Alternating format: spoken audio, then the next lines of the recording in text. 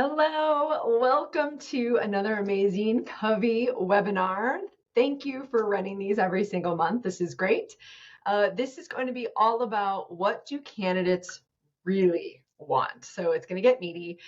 We are here with Michael Lipschitz, the Director of Recruiting at Clockwise. He is a seasoned talent acquisition professional with expertise in recruiting thought leadership, which we always need. He just celebrated his 4-year anniversary as the Director of Recruiting at Clockwise with a career spanning over 10 years. He has played a pivotal role in developing scalable, data-driven processes that attract top-tier talent for various organizations and across diverse industries. So welcome, Michael. Good to see you. Yeah, thanks, Brianna. Thanks, Covey, for having me. Absolutely. And then we have Pedro Gullion, the Senior Talent Manager at QuickNode, a seasoned talent acquisition professional with years of experience in the tech industry, having worked internally for companies like Google, Facebook, NVIDIA, some of the biggies. And the last 2 startups that Pedro worked internally were acquired by Apple, which was Drive.ai, and NVIDIA, which acquired DeepMap.ai. He's also the founder at Savvy, that strives to not only recruit top talent, but educate startups on recruiting best practices so that they can continue to grow their organizations in a healthy way. I love that you say healthy way. We'll focus on that. Hey, Pedro, how you doing? Doing well. Nice to see you again, Brianna. Hi, Michael. And shout out to everyone who's joining us today. Nice. Okay. So some people are like, wait a minute, why are we doing this subject? Weren't there tons of layoffs? Isn't hiring easier? But I think the reason why we're here today is because no, it is not. We have surveyed all over the place and in different industries, different verticals, and hiring isn't any easier. I think it's still really hard to find top talent. Michael, let's just give some thoughts on that. Do you agree, disagree? What are you thinking? Yeah. It's always been difficult to find, engage, and hire good talent, strong talent. Without getting into like measuring quality of hire, we'll just go with like on paper, like we think this person is going to be great and we want to engage them. Um, and yeah, it continues to be difficult for a number of different reasons, right? It's not necessarily purely supply and demand based. Um, at this point, in the startup world and the ecosystem, there is a larger volume of candidates out there, which create the need to sift a little bit deeper. But these candidates are also, much, I would say, pickier and looking for different things than they were before, and a little bit less risk tolerant. And so, if you're working in the SMB mid-market space, you're not in one of these, if you're doing something that's a little bit non-traditional, it can be difficult. But we found ways around that, and we continue to hire great people. Pedro, what are you seeing? Yeah, I mean, I agree with Michael. To be a little bit of the devil's advocate here, I think, there's always great talent out there. I think, like, for example, I worked with Brianna early on, and she can find the most amazing people in the world. And so sometimes it's not necessarily about just finding that right talent, but also being the right fit for that talent, correct? So when you're reaching out to a candidate, you also have to understand what that candidate may potentially be looking for. Sometimes you reach out and they're not interested. But if you reach out with the right message, they can, right away say, hey, this is interesting to me. Let's set up a conversation. So I do think that there's 2 sides to the story. I think that, there's some companies that can look at it from the perspective of talent is hard to find. And, really amazing and niche talent is hard to find. And that's why you need, some great sourcers, recruiters to be after that. But it's also sometimes hard to find great companies to work for, specifically in the startup realm, because either a lot of times they have great products, great ideas, but a lot of candidates can also see from the outside in how structured it is, the potential and growth of that company, which, does make it a little bit harder to recruit top talent if you don't have your internal structure, set up and ready to do that, or if you don't have, the right team to be out there recruiting and telling the right story about your company, right? Because as recruiters, we're the first point of contact. If we come out and the first message isn't telling the right story about who we are as an organization, that's a turnoff for not a company, but an employee, a future candidate, something like that. Okay. You feel like we now have four different tangents just based off of what you said. I love it all. I'm like ferociously writing over here. Yeah, it's always hard to find talent, but you also talked about how we attract talent, but then not just attract it, but how do we actually close talent?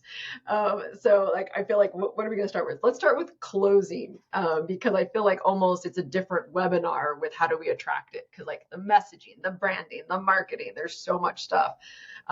Recruiters are brand ambassadors, right? So like that first conversation is important. But how do we close them? Because I think we have to, like, that's something we still have to solve because the closing percentages I don't think are getting any better. So Pedro, just what's one actionable tip that we could give? Like how do you close properly? I would say having a consistent and visible process allows you to really understand the candidate and have the candidate understand you back as well. Because I always say in an interview, it goes both ways. You're interviewing the candidate, but the candidate is also smart enough to be interviewing the company if they do want to join a scalable organization. Ah, that's good. Interviewing both ways, and I definitely think that you touched on something that candidates are getting smarter. Like they definitely know what they want, why they want it, and how it should operate, which goes to candidate experience. Michael, what would be your tip? What would Yeah, be yeah. I think I just also want to make note that I think I've been so successful because I'm closing from the first call. So closing doesn't necessarily have to, so I want to look beyond just closing after you get all yeses on your face-to-face panels, right? Not that we're doing that, or that's Pedro wouldn't necessarily you were saying. But one of the key pieces that I've done that I've found to be very impactful is to collaborate and document what candidates are saying, or document what candidates are saying and then collaborate. Now, what that means is like through the process, I'm listening to what candidates are saying, the hesitations, the concerns that they're bringing up. And I'm using those to pattern match with future candidates or the existing candidate. I'm not getting ahead of my skis as well. Oftentimes, if I don't know the answer, I'll say, hey, I don't know, let me get back to you.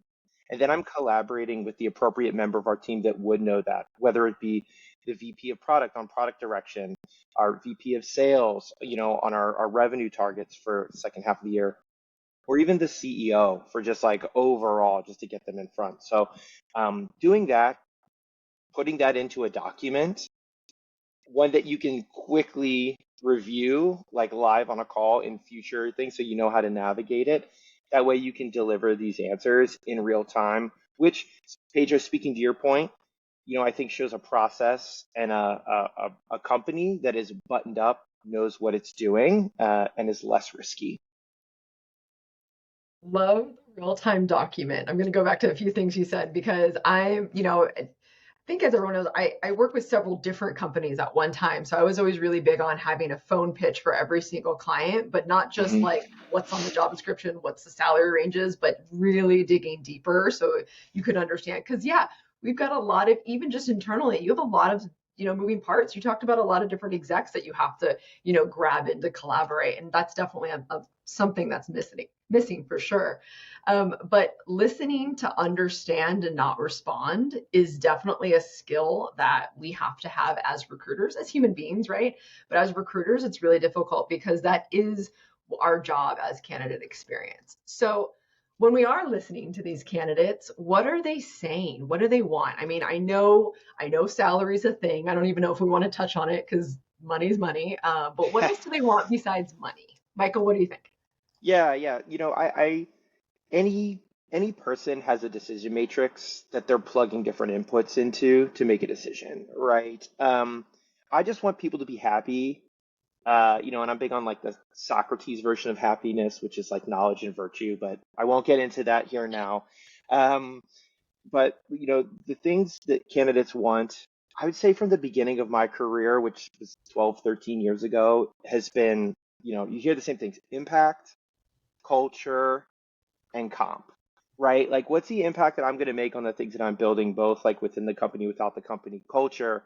Are the people smart? Am I going to like my manager? We all know the number one reason people leave companies is because of the manager. So having that trust is good, as well as understanding leadership, and then comp, right? And then when you're thinking about comp, how do you like how do you put comp forward? Like how do you highlight the pieces that you want to highlight, um, and not just try and swim in the pool with Fang, uh, so to speak.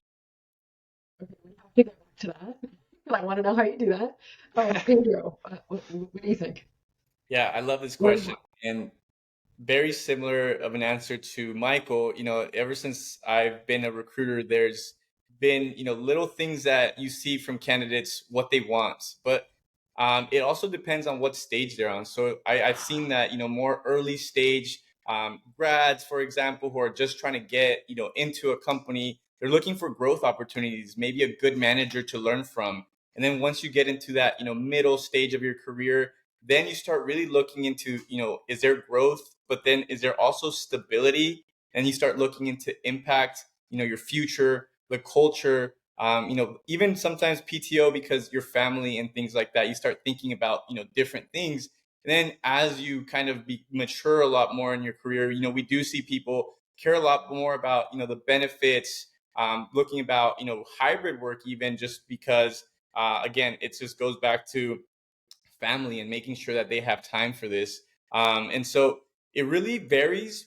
But I think when it comes down now to the industry we're in, everything that's been going on in the market, the biggest two or three things that I see people want is one, stability, having a company that has, as Michael said, their buttons up and they can really move forward through tough times, because the companies that have survived and that we've seen survive are those companies that had that structure, had that process, and were really preparing for sometimes the worst, or we're just very adaptable to saying, I have this product and it may not work right now, so we need to pivot. And I think it's really important to have that stability for a lot of these candidates. Number two, I believe before, and even for myself, working at these big companies, Google and Facebook, I was very glamorized by, oh, they have a gym, they have free food, they have all these perks, right? But once you get in there, yeah, I started feeling like a cog in the machine, where I started maturing in my career and I said, I really want to make an impact, right? I want to do something that I'm going to put my name out there. I'm going to continue to learn. I'm going to continue to progress in my personal and in my career life, right? And so then you start really thinking, what kind of company offers those types of things? There's companies that do offer career growth opportunities, where other companies are more focused on ping pong tables, right? And so you really start seeing the differences now, where those companies who are really serious about what they want to accomplish are accomplishing those things, whether it's a good industry, a bad market, whatever it looks like, they're being successful.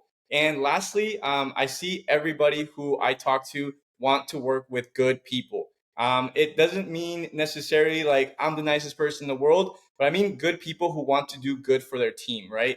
People who want to cheer you on, who want to see you succeed in life, whether it's a manager or just a cross-functional team member that you met.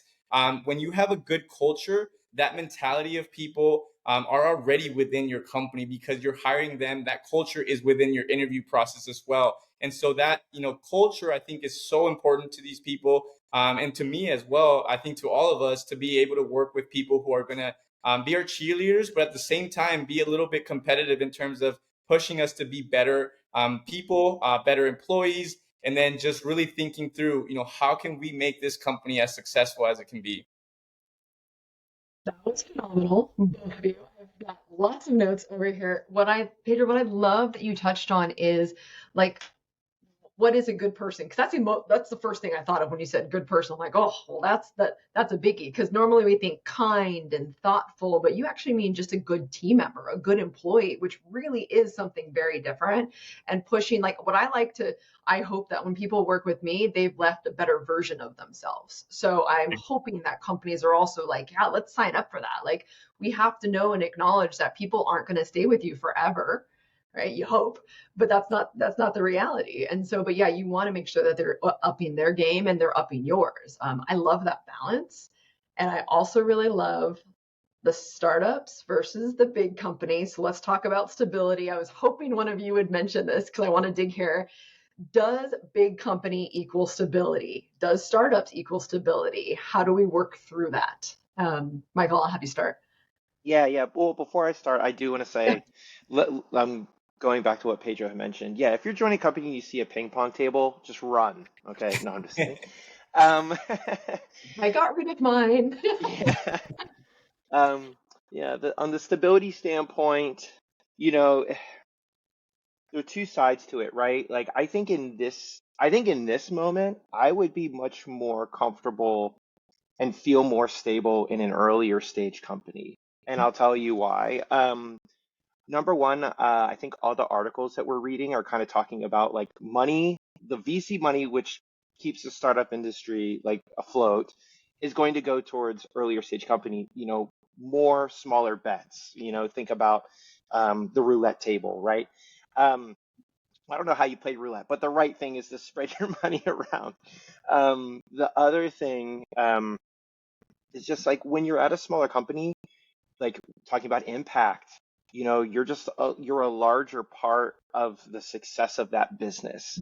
Like we're all individuals. Like an individual at Netflix is like in the grand scheme of things is worth the same, but in Netflix eyes on the cap table on the balance sheet is probably worth less than you at a 30-person startup, right, where you've developed everything you're building and you just have closer relationships to the people that are making these sorts of decisions. But I'll leave that off. But that's why in this time I'm saying that I think earlier stage companies are actually more stable for the day-to-day worker. So, Pedro, as a recruiter, how are we educating candidates? Because as we talked about, candidates want stability. So, how are we educating them properly to join our company, regardless of the size, essentially? Yeah, it goes back to what Michael said. It starts from the beginning, the first conversation, right? Right now, for example, we're building a doc where a quick note right now where we have these common questions that candidates always ask about the company, about compensation, about leveling. And so that, already gives the candidates an idea of the thought process that the company has for you specifically, right? When you come in, we've already thought through your impact and we thought through your employment here because we care. And we care to also educate people because we're also in an industry as far as like Web3 and blockchain that is all about education. It's all about getting people knowledge in order to be able to be successful in this industry. So it's really just about starting from the beginning, being upfront, being transparent. Obviously, right now we're also going through a time where there's a lot more job transparency and comp transparency out there as well. So it's not just about putting that compensation out there. I think when people do that, it's like, okay, the bare minimum's there. I put 200K to 250K. Let's get some candidates in the door. But it's like, how did you come up with that number? What leveling is this? Really talk to these candidates about your philosophy in terms of leveling and compensation, because as Michael and you have said, it's not the same as a FANG company. But if we can also talk about the potential of a startup, the equity piece, which is why so many people join startups for the potential, then there's a big upside, right? If we put in the work, if we have that right structure, there's going to be a huge upside, joining the right team. But, going back to the question of stability, is there more stability in startups or in bigger companies? I would say it's a 50-50. I would say we're kind of going into a new era where, these bigger corporations now have to pivot and some of their products also have to pivot because there's these new technologies coming out, these new startups that are making a big impact in our industries and are taking away from these big conglomerates where now, we're focused a lot more on these individual smaller companies that are making these big ripple effects. So it's going to be interesting to see, I think, the effects that this has over time. But I do think that, as Michael said, being in a startup sometimes is a little more stable. Just if you look at it from like a funding perspective, from who the investors are, how long ago the investment was, or what the team is doing with that investment. These are questions that I think candidates should be asking in their interviews as well, because it's a fair question to say, hey, you just got, X million dollars. what do you plan to do with that money? And is it just hiring, or is it, really being smart and with the money and making sure that it's progression for the company and not just money because we want to look cool or want to spend it all on a bunch of things that aren't really going to help the company? Mhm. I love that you touched on transparency because I think that we could definitely say candidates want, they need, and they're being more vocal about. And it's not just job transparency and comp transparency. I actually think that it's feedback transparency as well. And what does my actual day to day mean? Would love to know how either of you are tackling feedback because I know every company feels very differently about this. What can we say? What do we say? But like, I'll be quiet. Pedro, you want to hit that? Yeah. So coming from bigger corporations, feedback is one of those things that those companies don't really like to give out too much, and they have their reasonings behind, not giving too much feedback. Sometimes it comes down to just the fact that, if you send out or give a little bit of feedback, the candidate may not 100% agree with that feedback, and then it goes into a discussion of, back and forth, and who's wrong and who's right. And so it's a tough situation, but I really do understand it from a candidate's perspective. I've also been on that situation on that side where, maybe I didn't get the job, but I really would like to at some point, get to that level. And what kind of feedback can I get so that I can learn from my mistakes and or just become a better person? So I that's why I like startups. I feel like I can be a lot more personable in a startup. I feel like I can be a lot more transparent in a startup. And Mhm. so for me, I really do try to give as much feedback as possible when it comes down to technical interviews, because a lot of times we do deal with more of the technical side of things.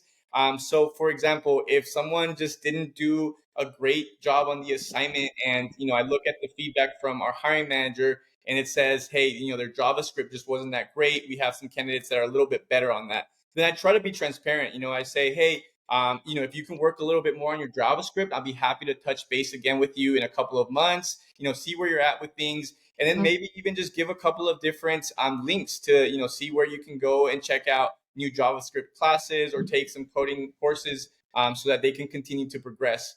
I do understand it's hard when you don't get that feedback. And so one thing that I will say, if you're not getting too much feedback, one, always ask. It doesn't hurt to ask. You can always just say, hey, any feedback I can get would be much appreciated. A lot of times the recruiter will be nice enough to at least try to give you something. If you don't ask, you won't really get much. So I think that's number one. Number two is also just asking around other engineers already in the industry. Maybe you linked up with someone in that company, get to know them a little bit more, understand what their interview process was like, why, they were able to get that job, and then really learn from those people. I think that can go from any job though, right? I think for myself, if I look at someone like Brianna and I can learn so much from her, it goes for anybody else. You can learn from someone that's above you, someone that has been there and done that. So I would say that's two of my recommendations when it comes down to feedback or just getting better over time. Yeah, leading at all levels is super important. Want to touch on one thing, and I'll go to you, Michael. But you said join for potential. In the last Covey webinar, which if you have not seen that, hopefully you can still check that out. It was hire for potential. So I like how those two go. It's like we hire for potential, and you can join us for potential. And I Love like how that. that goes hand in hand. So Michael, when you're dealing with candidates and they are looking for transparency, like how can you show them that you're there for that? Yeah, okay. I want to clarify that a little bit, Brianna, if Yeah. that's okay. So, transparency in like rejection feedback, feedback overall, like what part of? I think it was more of like the rejection feedback, or Perfect. even on the other side. I'm gonna Yeah. hit you with a loop here, and we talk about salary, how important that truly is. So let's just say, hey, here's the range that was given. Hmm. We like you, but you didn't interview up to what we thought this level was going to be. So that's when the transparency becomes really difficult. You don't want to lose a candidate, but you Yeah. also have to be honest. Okay, yeah. So two-parter. I'll start. I'll go back to the rejection feedback. Um, I try to I try to control that conversation early. So when I'm wrapping up, I typically will not give like in person or live feedback to somebody unless they've completed like our face-to-face interviews. as I'm wrapping up the face-to-face interviews before I know the determination that we're going to make, whether to move forward or not, I set the expectation, hey, if there's action, if we're not moving forward and there's actionable feedback, I'm happy to give that to you. So that word actionable, I think is really important. If it's like you just don't have the experience in this area, you weren't strong enough, like I don't know how actionable that is. It's like, oh, can you go home and like, get 3 more years of experience? And that kind of, allows me to dodge some instances of feedback where it's like maybe not a values fit for us, right? Like there wasn't coachability, they didn't engage or collaborate like we needed somebody or like we need somebody to do. So that's kind of my takeaway. Mhm. Luckily for us, our technical chat, like our technical screen, is very much like you hit it or you don't, and you typically know if you don't. Not from an emotional standpoint, but just like, yeah, I didn't get there. So that one's pretty easy as well. So that's straightforward. Now the transparency, as far as like the pay transparency and your leveling, like the earlier you can set career ladders, the Mhm. better. Um, and I don't think this is the recruiter's job to outline the career ladder and where somebody falls, a candidate falls if we're making an offer. So we at Clockwise have always had a clarifying call. So the person goes through a face-to-face. We've looked at their experience, their performance, we've taken the references. Like now the hiring manager or the department head gets on a call with the candidate and does a clarifying call. Now the clarifying call is outlining what team you're going to be on, what we Mhm. see as your day to day, what we want from you in 3 to 6 months, but also where you fit and kind of why and how that works. Now they're not talking about comp. I come in later on the offer and say, hey, because of this is what we have, and our bands are transparent internally. Mhm. Um, so you can see that and kind of know, we don't have it listed for individuals, like this individual is this level, but you can see this level ties to this comp band. So there's that internal clarity there. But that's how we handle transparency in that regard. And, hopefully with the hiring manager in that clarifying call, there's agreement on the level that this person has achieved, and what we saw. And if not, we can go back to the table and try and figure out if we did mislevel. But I think companies now, you'd rather mislevel low and promote than mislevel high and demote. And so that's a piece of our philosophy as well. That is a game changer. So I've only heard that once, which is crazy. I've never really heard about the clarifying call because it's normally everything's on the recruiter. Like it's so interesting. So I love that your hiring managers are partners in this because you're Hmm. right. It's not really our job to do that. We're not the ones like doing that day to day. We are not their boss. We are not. Love that. Yeah. Pedro, do you do Oh, that? sorry, Yeah, Brianna, no, just no. real quick. Yeah. Like, I'm a recruiter, like at heart. I came up the agency route. You leave it up to me. This person's gonna land at whatever level they are gonna say yes to, whether it's title, comp. Like, you don't want to leave that to me, and I don't want that left to senior recruiters. Like this is Yeah. something that the department head, the hiring manager, is gonna have to answer to in their feedback, in their reviews of this candidate to upper management. So it should be on them. I love that. And it sets it up because I think what we forget sometimes is that interviews are just to say, this is what it's like to work with us, and vice versa. And I think we forget that sometimes. It's like, oh, great, landed it, and we added another person to the team. And it's like, wow, we're actually going to have those conversations anyways. So why wouldn't you have them before they join? Oh my God, I love Mhm. that.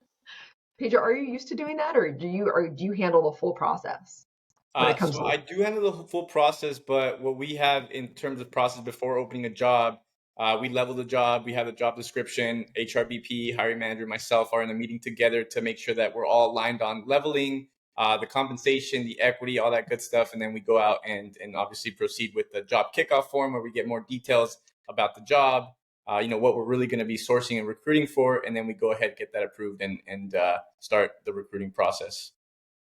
Okay. Well, what about those like one-offs where it's like everything looked good on paper, it looks great, and then they just didn't interview that well? Because I think what is lost sometimes with candidates is that they don't think about how well they interview matters. They're like, well, I've done XYZ. So how do you deal with the one-offs? Do you The have to then go one-offs back that and look level? that look great on paper, but don't interview as good as they looked on paper. Correct. Yeah. Yeah. Well, Like, it's also prefacing those expectations that from the beginning, I always have the conversation. Hey, this is I had the conversation from the first call. I'm transparent okay. about what we're going to be potentially offering in this role, and would love obviously the same from the candidate. If we're aligned, we go ahead and proceed, but with the preface of the expectation that it's also going to be dependent on how you interview. We do have, other Yep. levels within this role as well, that those levels will change the compensation. We can definitely chat a little bit more about that, and we can review, some feedback if you'd like as well once we get to that point. The great thing here is recruiters really have to have a good relationship with your hiring managers because your hiring managers are always going to be that person that can help you out when you need something, right? So even if it's having a conversation with that candidate a little bit more in detail about how their interviews went, you can pull that hiring manager in and make sure that you have him in there, make sure that that explanation is set, and that candidate knows what kind of happened in that interview, so that they can also have that expectation. But I wouldn't say it's always a deal breaker. I've had situations like this where we have a candidate that looked great on paper, maybe didn't do as great as we expected. But it was that situation where if you do an amazing job here, after 6 months, we're happy to level you up to that, where we were originally at. So it's one of those things where it can work. It just depends on how you take the situation. Yeah, for sure. And I like that we always start from the beginning. I like that we have to make sure we're really touching on that. The close is not actually when you're delivering the offer. It's absolutely from that first conversation and throughout the whole process. Which brings me to hiring managers. We have talked about them a bit during this. So I would say trend still is that hiring managers want passive candidates, even though there are so many talented candidates available right now. So how are you handling that? Michael, let's start with you. Yeah. Um, I don't know if I see that so much internally here, Okay, right? Where I've been the last like 4 years, it's like, a great person's great. We've hired incredible people that have applied directly, which I would assume are actively looking, right? sure. Um, but when it comes to passively looking candidates, I guess the preference there, what I'd like to do is change the frame of reference to really open it up to the hiring manager. What I found that like hiring managers enjoy is data. I think that's any department. Like, show me the data, right? And we can show data oftentimes that passive candidates are harder to close, right? So you're burning your team's time. And that's the data that I think really drives home. Like, we're spending more time interviewing, we're decreasing our bandwidth on like actually shipping the things that are going to like hit our OKRs. So that enables them to open things up. The other piece here is just, making sure that the candidate is actively looking and talking to us for the right reasons. Mm, Okay. And that falls on the recruiter. Like when I'm talking to them and they're, them, when I'm talking to a candidate that is more actively looking and they're talking about, the impact I want to make, um, I dive deep into that. I don't just say, yes, impact, very good. It's like, what's the impact? Like, what impact weren't you getting before? What do you want to make here? And then as they're telling me that, I'm kind of like seeing if it connects the dots to the sort of impact that I would anticipate somebody being able to make here. Um, and, if it's not quite there, I'll press on it. And to be frank, like if I think the candidate is great, but they're just not great at the game of interviewing, mm. I'll send them with some homework. I'll be like, hey, on the next step, like you need to use this phrase again, like button up those like you need to polish those answers a little bit more. Like I think you want what we're able to deliver.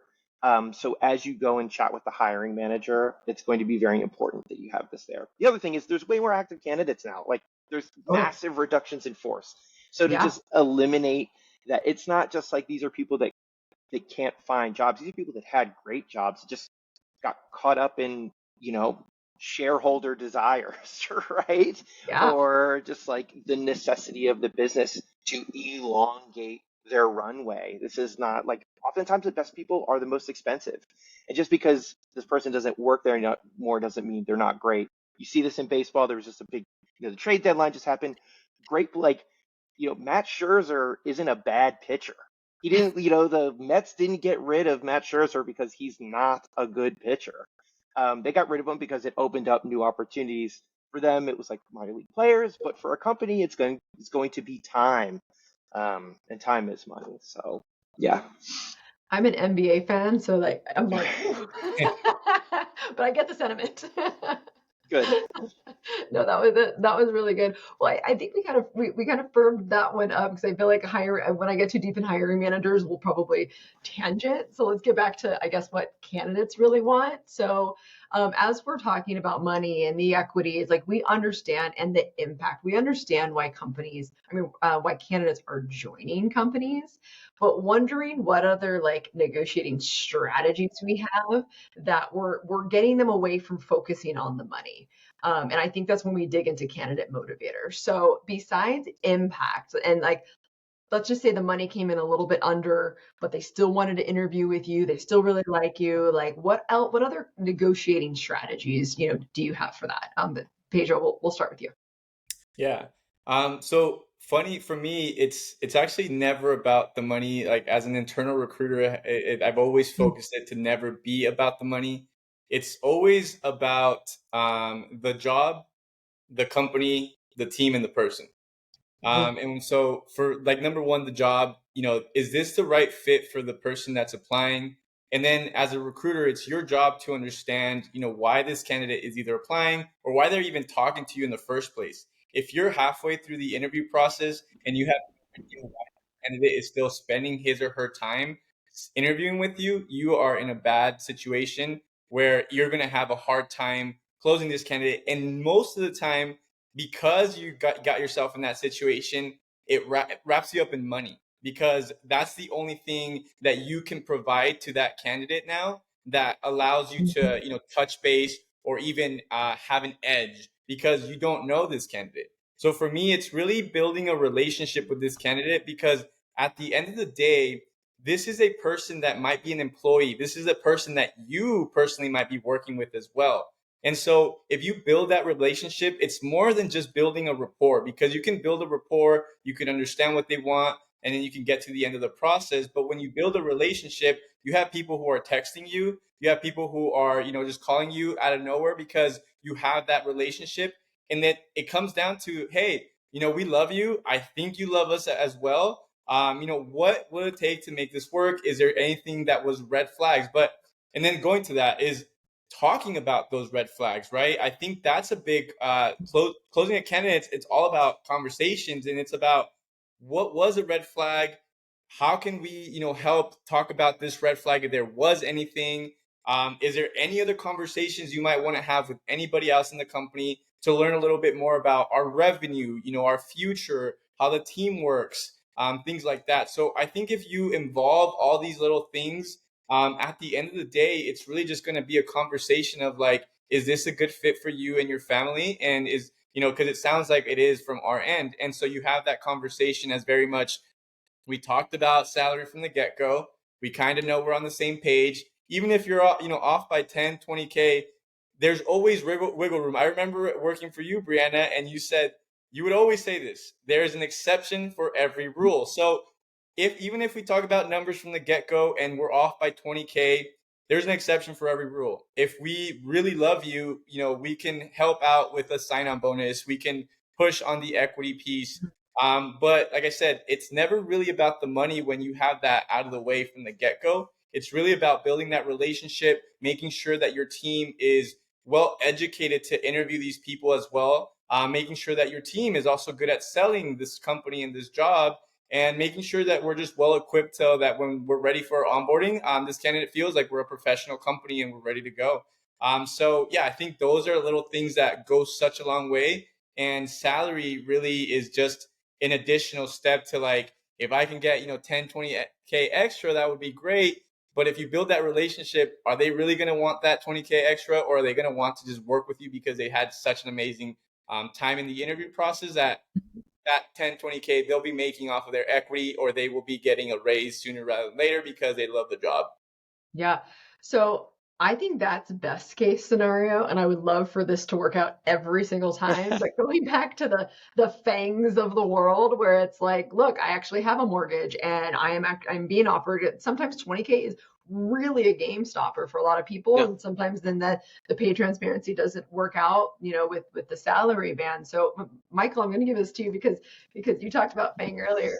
Is how do you just deal with that? I mean, sometimes numbers just don't match up, right? Yeah. So the way I deal with that is in working with an early stage startup. One, I give transparency on why our cash comp is the way it is. It's not just like, oh, this is what we feel, right? Like Clockwise, our comp strategy is based upon being in X percentile of companies that have raised, our amount of money at our Mhm. size, right? And so we're pulling this data from places. So I outline that. When it comes to equity, we are at a much higher, we try and be at the highest percentile of like the equity grants that come out. And then I'm talking about the equity because that's what it is. Now, like hypotheticals here, like let's say your like yearly expenditures are $250,000. Like you can't accept an offer from us for 200, right? Mhm. But very rarely is that the case. But if you're just trying to maximize your total comp, and I'm going up against a larger company, which I've successfully done many times in my career. um, like what I led to highlight is, hey, this is the equity, this is your total comp value right now. Now, if we get to, let's just say our like our valuation at this total comp value is at 250 million. When we get to 500 million, you're going to be doubling, your equity value. When we get to a billion, that's 4x.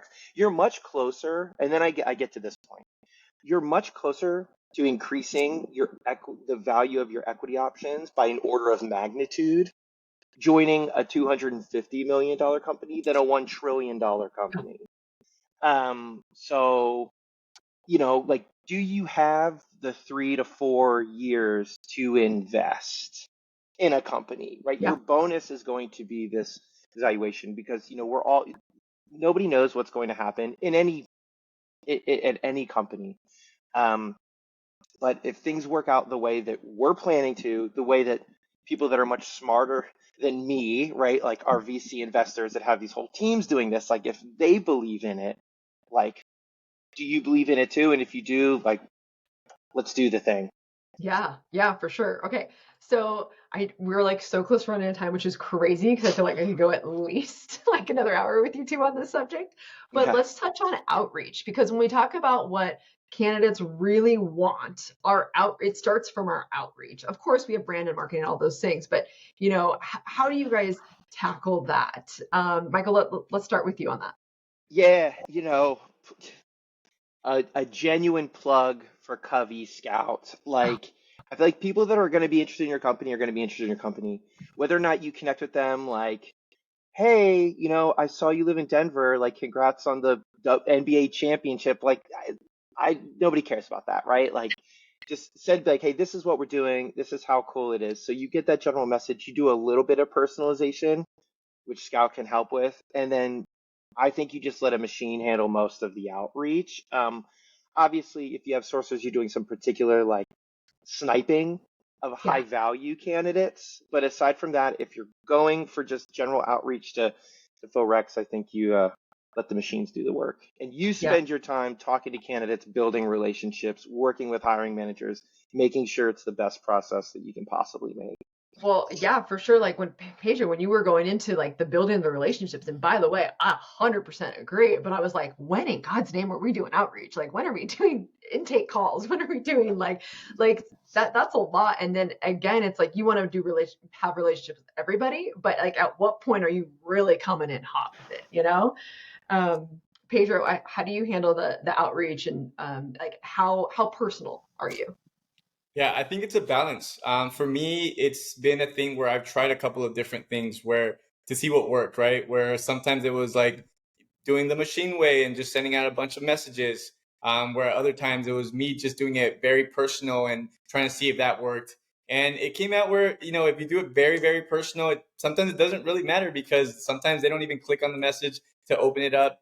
Sometimes it's better to go one way or the other. And I 100% agree with what Michael said. I think I usually do, the way he does it as well. But if I do have, a little bit of extra time, just trying to do, like, if it's a very niche role, it's going to be quality over quantity for me. It's going to be, really just, hey, I can reach out to 100 people through this, this AI or whatever, or I can do a little bit of work. It'll take me a little bit of time, but I'm going to reach out to 10 people. I'm going to figure out whether it's like I have a connection with them that I could potentially use. I'm going to figure out whether I can find an email, a phone number, something different that doesn't have to be straight into LinkedIn, whether even it's Twitter, right?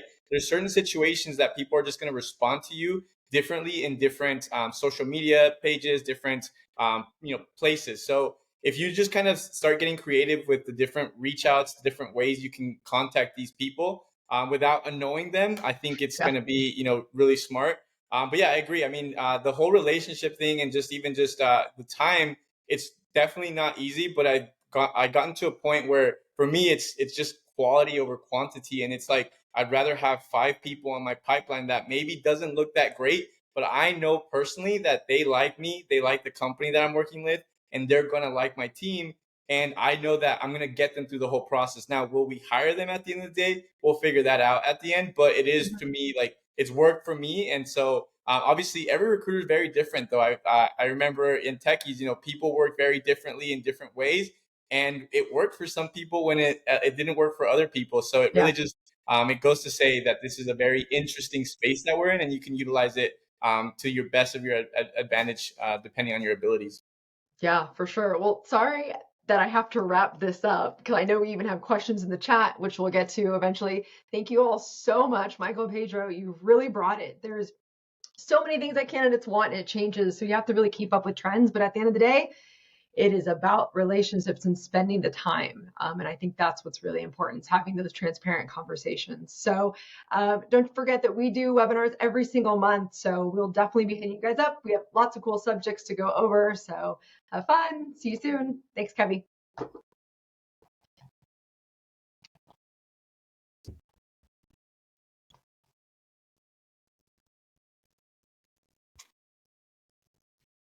We are still live.